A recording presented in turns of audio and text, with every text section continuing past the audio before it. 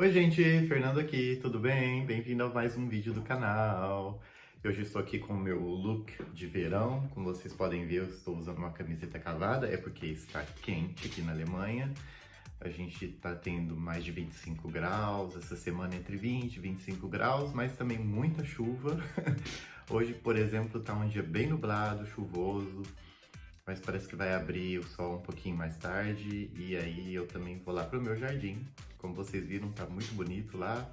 O pé tá cheio de cereja e mais tarde eu vou para lá. Mas hoje eu queria fazer aqui com vocês uma recapitulação da semana, do que aconteceu aqui na Alemanha, como que a gente está indo aqui com a reabertura e a volta à normalidade e em comparação também ao Brasil. Então vamos lá?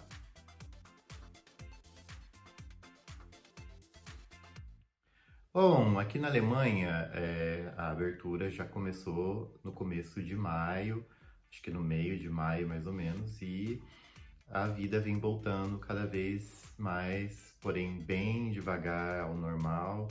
Sim, muitas pessoas já voltaram a trabalhar, porém outras pessoas ainda não.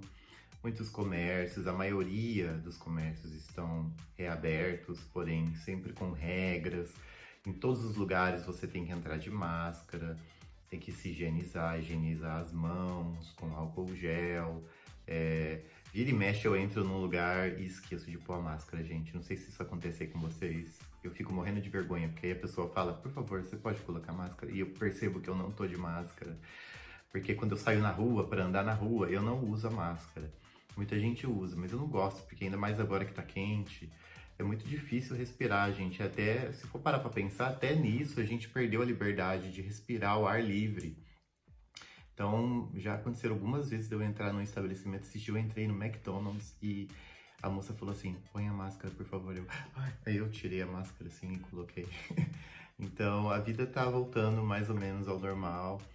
O governo está trabalhando bastante para fazer um novo pacote econômico que já foi anunciado, que vai ajudar as indústrias. Aí tem o grande dilema se a indústria automobilística deve ser ajudada. Eles vão comprar uma parte da Lufthansa, que é a maior empresa de aviação, para manter essa empresa, porque ela tem muitos funcionários. Anunciaram um pacote econômico de ajuda às famílias com crianças, porque as crianças ficaram um tempo todo sem ir para a escola, em casa, obrigando assim os pais a trabalharem de casa e cuidar das crianças ao mesmo tempo. Então, para essas famílias com filhos, onde os pais tiveram que ficar em casa, o governo vai dar uma ajuda de 300 euros, um bônus, e também vai haver outras ajudas para médios e pequenos empresários, o pessoal da área de eventos e de turismo, que é a área que ainda não reabriu e que pode demorar mais a reabrir ainda. E também tivemos aqui os protestos contra o racismo, que se iniciaram nos Estados Unidos. Aqui em Hamburgo teve um protesto muito grande, gigantesco. Eu fiquei até impressionado de ver quantas pessoas foram lá para a região central da cidade, ao entorno da prefeitura de Hamburgo, para fazer um protesto contra o racismo. Então, tudo isso aconteceu essa semana aqui na Alemanha. Bom, aí no Brasil, os fatos que mais me chamaram a atenção durante essa semana foi o atraso da divulgação dos dados pelo Ministério da Saúde, dos dados da Covid-19 no Brasil, né? Da atualização diária, que sempre deve acontecer às 7 horas da noite, e tanto acho que na quinta ou na sexta, ou quarta e quinta, não sei, a partir da quarta-feira o Ministério passou a atrasar os dados e divulgá-los apenas a partir das 10 horas da noite. E aí veio o presidente e deu uma justificativa de que, assim, os dados diários seriam atualizados com mais propriedade, porque os dados estavam sendo atualizados com dados dos dias anteriores e os números estavam ficando assim muito maiores. O que fica claro que, na verdade, é pura incompetência do governo e falta de comunicação e de total falta de planejamento de como lidar com a situação do Covid, né, que no Brasil realmente é lamentável, né? No fim da semana agora a gente está com praticamente 200, eu acho que já até passou de 200 mil casos de Covid-19 e mais de 40 mil mortes, que é um pesar muito grande. Eu me solidarizo completamente, me sinto muito triste por essas 40 mil famílias que perderam um ente querido ou até mais, né? A gente não sabe. O Brasil é um dos países, é o segundo país no ranking, né, com mais infecções e mais mortes no mundo pelo Covid-19 e infelizmente muitas pessoas acreditam que a gente já passou pelo pior, sendo que a gente está só no começo, a gente não alcançou ainda o pico de infecções e mortes no Brasil. E muita gente está vivendo no país encantado e achando que está tudo bem. Mas quando o exemplo vem de cima, né, gente, a gente não pode fazer nada, né? O próprio presidente reluta em aceitar os fatos e aceitar as recomendações da Organização Mundial de Saúde. Ele se recusa a usar máscara, ele sai a público, cumprimenta pessoas, ele faz tudo aquilo que não se deve fazer, segundo as regras de distanciamento social. Então, fica difícil num país onde a autoridade máxima dá um mau exemplo, as pessoas também seguirem as recomendações e agirem de forma correta. Mas a gente está pagando, né, por isso, por essa falta de seriedade com o problema, né? Bom, outro fato para mim que foi, no mínimo, curioso foi o anúncio da recriação do Ministério das Comunicações, né? O Bolsonaro, na tentativa de comprar o Centrão e assim impedir um processo de impeachment, pois já são mais de 30 processos que estão lá esperando revisão pelo presidente do Congresso, que é o Rodrigo Maia. Ele recriou, tirou, né, antes era o que era uma secretaria especial de comunicação, assim como também o antigo Ministério da Cultura virou uma secretaria dentro de um ministério. O Ministério das Comunicações estava como secretaria especial dentro do Ministério da Ciência e Tecnologia, do Marcos Pontes, astronauta brasileiro. E agora, nessa tentativa de comprar o Centrão, comprar o apoio do Centrão para impedir o seu impeachment, o presidente Jair Bolsonaro foi lá e recria o Ministério das Comunicações e dá ele na mão de um deputado federal do Centrão, que é do PSD, Rio Grande do Norte, que também é genro do comunicador Silvio Santos, que é o Fábio Faria, né? Então, a Secretaria de Comunicação já tinha tido já lá uma polêmica, porque o atual secretário da comunicação é uma pessoa que é do ramo das comunicações e estava, então, ganhando em cima disso. Podia, através dessa secretaria, obter vários privilégios para sua própria firma, que vende licenças para veículos de comunicação. Então, de mamata, a gente foi pro toma lá da cá, né? Assim, duas coisas fortemente combatidas pelo presidente na campanha, pelo então candidato à presidência Jair Bolsonaro, que combatia, que falava que ia acabar com a mamata, botou lá um secretário que estava fazendo mamata. E agora, e também combatia o toma lá da cá, e agora o que ele fez? Toma lá da cá. Ele foi lá e deu pro Centrão um ministério todo, novinho, em folha, que custa milhões e milhões e milhões do dinheiro do seu e do meu, do nosso bolso de impostos. Tudo isso para impedir de ser empichado, tudo isso para se manter no poder, para comprar apoio dos deputados, né? Pois é, toma lá da cá. E a última dessa semana, que eu não poderia deixar, como talvez muitos de vocês saibam, eu fiz letras na Universidade Federal de Ouro Preto, e eu fui 10 anos da minha vida professor de inglês. Então, o MEC, o Ministério da Educação, para mim é um ministério onde eu sempre estou de olho, sempre vendo o que está acontecendo.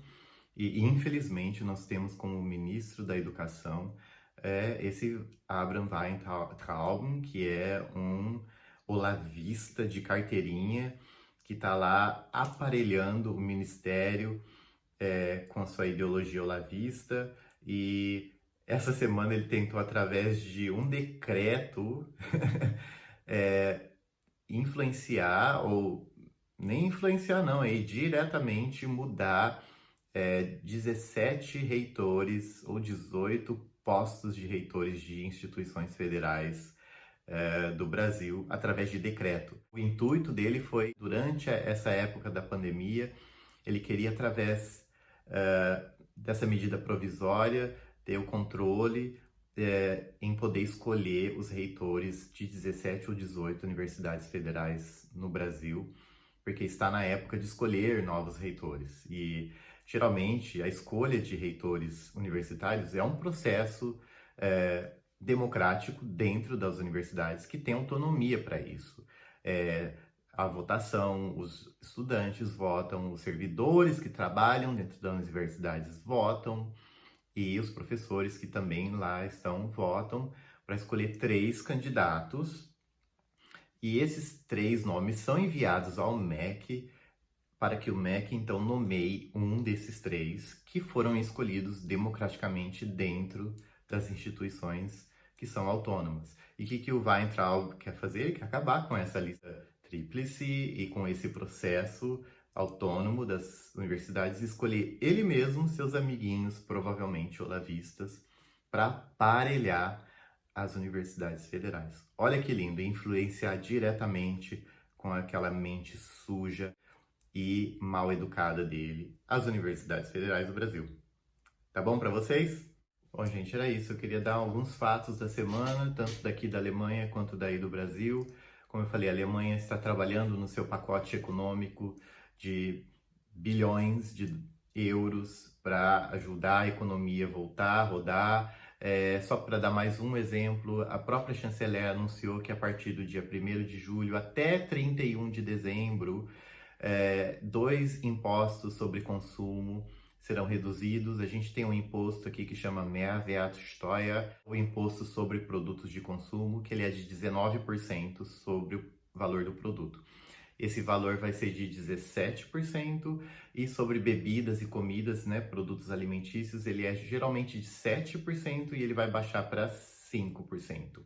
Assim, numa tentativa de manter os preços, talvez abaixar os preços, principalmente de alimentos, para que a população continue consumindo e a economia continue aquecida. Muitos criticam isso, falam que não vai dar certo, isso vai provocar um endividamento do país e do Estado, que depois nós, eu e as gerações que estão por vir teremos que pagar através dos nossos impostos também. Então é muita crítica em cima disso, mas o país está trabalhando, os políticos estão trabalhando.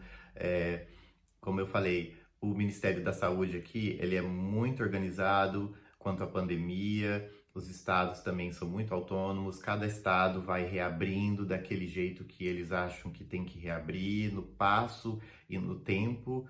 Por exemplo, vocês sabem que eu adoro ir na academia, malhar, e Hamburgo foi o último estado, junto com Brandenburg, que é onde fica Berlim, a reabrir as academias. Então, teve um estado que teve que fazer um lockdown em uma cidade específica, porque nessa cidade tem uma população muito grande de muçulmanos, e o mês passado houve o Ramadã, que é o tempo sagrado deles, que eles têm que fazer jejum, e no fim do Ramadã eles comemoram, fazem muita comida, então muitas famílias fizeram muitas festas com muitas pessoas, e teve um surto de novo de Covid na cidade, e teve que fechar a cidade de novo. Então, não acabou, nós temos que continuar tomando cuidado, e tudo isso com esses protestos contra o racismo também. Eu fiquei muito assim atento, mas depois acho que eu vou colocar uma foto para vocês. Muita gente protestando, mas assim, todo mundo de máscara. Isso também é um perigo, sabe? Assim, as pessoas saírem para a rua para fazer protesto é uma coisa legítima, é uma coisa legal, mas a gente tem que pensar muito bem em como vai ser. A gente está se pondo a risco, né? E não adianta achar que já o pior já passou, porque não passou. Ele não passou nem aqui na Alemanha, quanto menos no Brasil, onde os casos aumentam a cada dia, estão morrendo mais de 1.300 pessoas por dia no Brasil de Covid, gente. É muito triste. E não se dá para olhar para isso com um olhar de tô nem aí, são números. Quando a gente fala em números, números são números, a gente não consegue parar para pensar que são pessoas, são famílias. E não são só pessoas velhas, são pessoas jovens também que estão nos deixando, simplesmente porque o país não tem a capacidade de lidar com o problema de uma maneira correta, de uma maneira séria.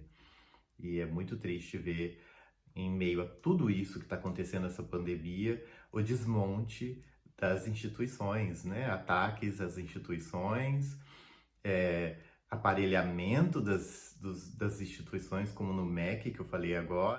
É totalitarismo. O Brasil está no seu caminho para uma nova forma de fascismo ou até de nazismo. Sabe, assim, o general aí, sei lá o que, veio falar que forçar a barra quando a gente compara o governo Bolsonaro ao nazismo. Eu não acho que não, porque no nazismo, os 6 milhões de judeus que morreram no Holocausto, eles não morreram de um dia para outro, eles não morreram em 3 meses. Eles morreram durante um processo de anos e anos de governo nazista. E o Brasil está no caminho certo para isso, sabe? Assim, são 1 ano e meio e a gente já tem 40 mil mortos. Tudo bem que é uma situação diferente, é um contexto diferente, mas tudo isso é endossado pelo presidente da República. Ele não tá nem aí que morreram 40 mil pessoas, ele acha que não, ele acha que é mentira, mas eu acho até que é muito mais do que isso. E banalizar a morte é a especialidade dele. Ele mesmo diz que a especialidade dele é matar. Ele já disse isso. Então, fica a reflexão. Até quando? Será que dá para cavar mais fundo ainda esse poço? Sempre dá, né, gente? A gente sabe disso. Mas aqui fica o meu pedido para vocês, muita reflexão.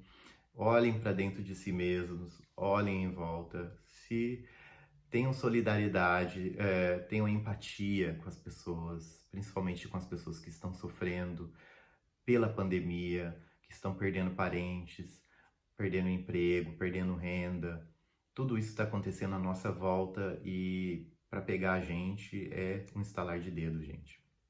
Então, muita oração e muito carinho, muito amor com as pessoas que estão sofrendo nesse momento. É esse o meu recado que eu deixo para vocês. Muito obrigado por assistirem o vídeo, por me seguirem no Instagram, pelos comentários. Não se esqueçam de se inscrever no canal, de dar um joinha e até o próximo vídeo. Tchau!